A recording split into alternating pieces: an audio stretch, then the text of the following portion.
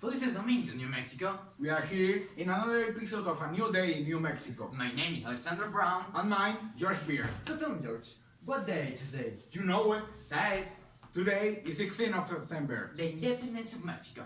So, tell me, Alexandro, what are we going to speak today? As we are in New Mexico, one of the states with more Mexican population, This program is dedicated to Mexico. at least for today. So let's start. Mexico is a Latin American country, more exactly Yeah. located between the United States and Guatemala, also united with Belize.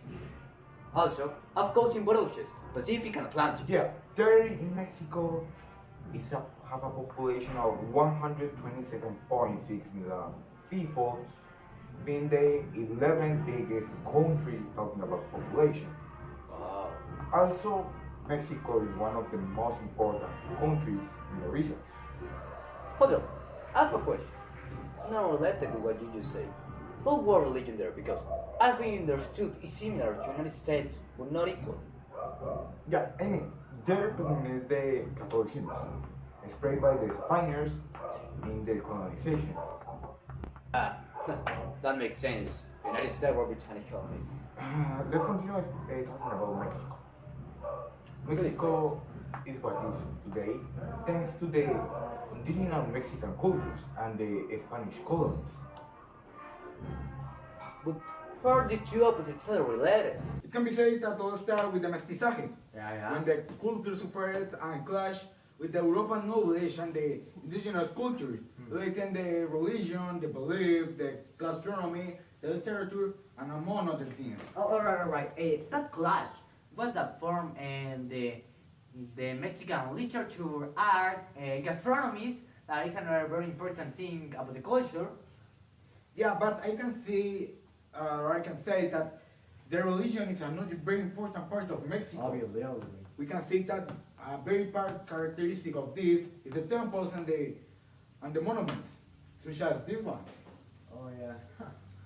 And that thing you were talking about, like the diversity. For example, talking about superstitions, right?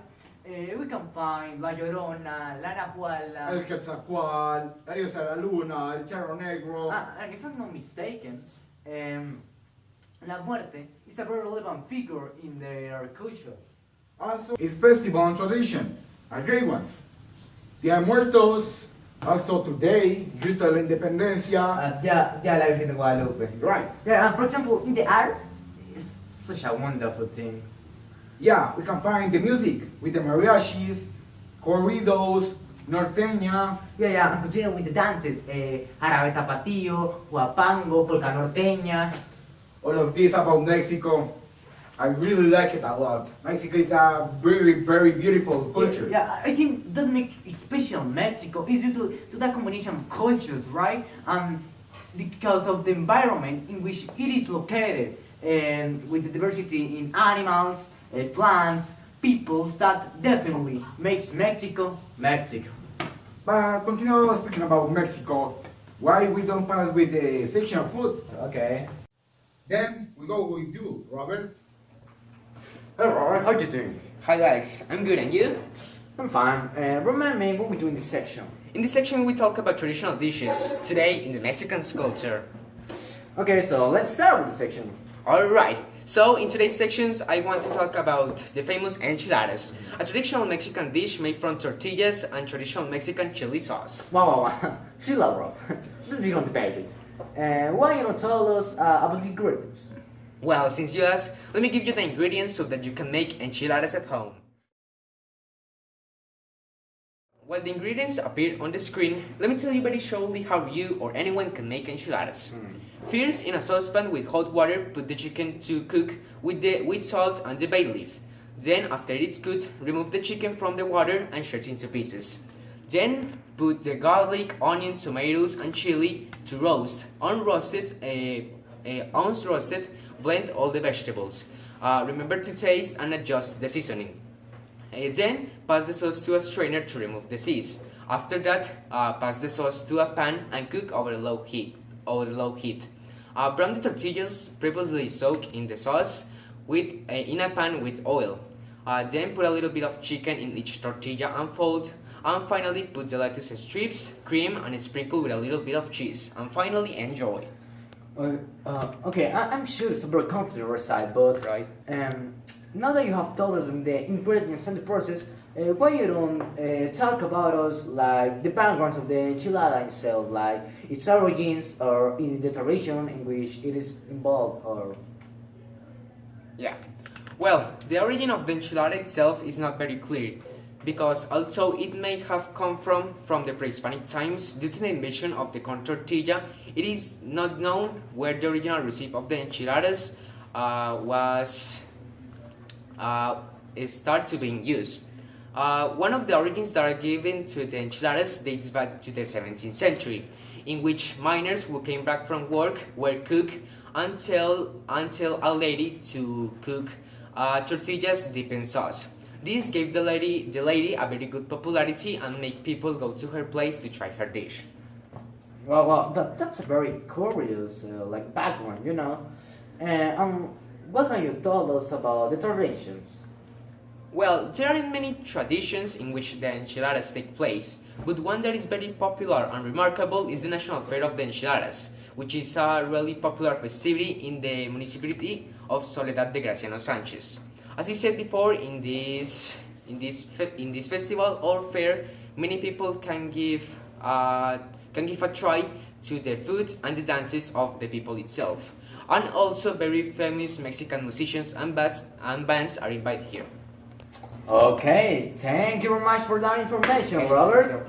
Thanks, Okay, Alex. now we have to pass with our next section, the story of the Claretianos in Mexico, with our special guest, Jose Fernando Lopez. Hi, George. We are passing with you right now. Thank you, Alex. Let's start with our expert that going to explain the history of the Claretians in Mexico. Muchas gracias, muchas gracias. Qué feliz es estar aquí y qué agradecido que estoy que me hayan invitado al programa. Soy un gran seguidor desde mi país. That's amazing. So, why you don't talk to us? Who are you?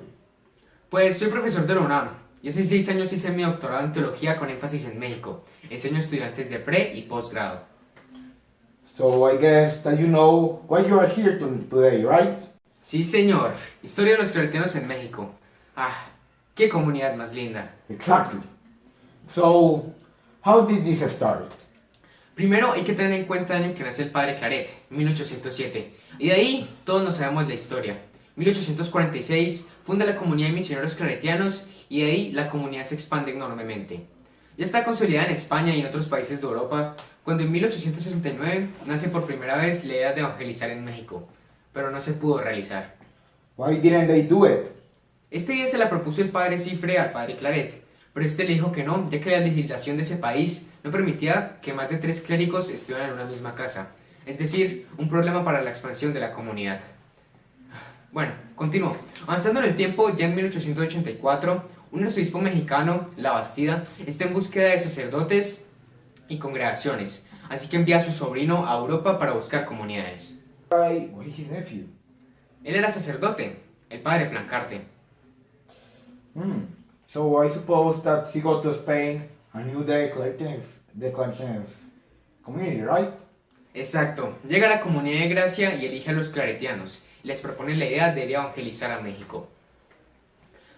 El padre Sola es enviado para supervisar las expediciones, y en un plazo de 1 año ya 3 expediciones de claretianos habían llegado al país, siendo un total de 14 misioneros en México. I think that I'm losing something, right? I mean, I remember that you say that it can be only 3 missionaries in the same house. Exacto, y por esa misma razón los claretianos llevaron un plan. Crearon un colegio, el Colegio Hispano-Mexicano, con el cual podían operar concordia a la legislación. De ahí, muchas comunidades de claretianos se expandieron por diferentes partes de México, llegando a ser lo que son en hoy en día.